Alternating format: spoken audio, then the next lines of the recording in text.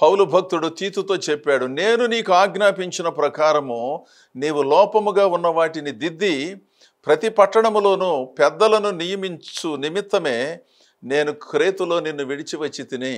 కాస్త అవగాహన కలిగిన వారికి బాధ్యతలు అప్పగించు. ఎవరికి పడితే వాళ్ళకి కాదు. డబ్బులున్న వారికి బాధ్యతను అప్పగించటం, కాస్త పలుకుబడి కలిగిన వాళ్ళకి బాధ్యతలను అప్పగించటం కాదు. కానీ వాళ్ళకి ఇలాంటి అవగాహన ఉంటే మంచిదే. కానీ దైవ సంబంధితమైన అవగాహన లేకుండా కేవలము పెత్తనం చేసే అవగాహన ఉంటే వాళ్ళకి ఇలాంటి బాధ్యతలను అప్పగించకుండాను సమర్థులు, నమ్మకస్తులు, విశ్వాసము కలిగిన వారికి అప్పగించి లోపములను సవరించే పనిని కొనసాగించండి. అప్పుడు సంఘములు ఉద్ధరించబడతాయి అని తెలియజేశాడు.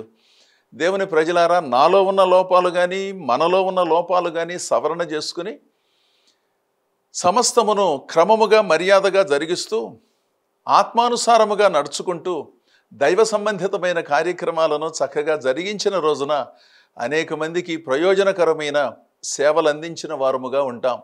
అలాంటి సేవలు జరిగిస్తూ ఉన్న మీలో అనేకులను అభినందిస్తూ మిగిలిన వారు దేవుని లేఖనాలతో ప్రోత్సహించబడి క్రమపరచబడాలని కోరుకుంటూ ఈ నా మాటలు ముగిస్తున్నాను. దేవుడు మిమ్మల్ని అందరినీ బహుగా దీవించునుగాక.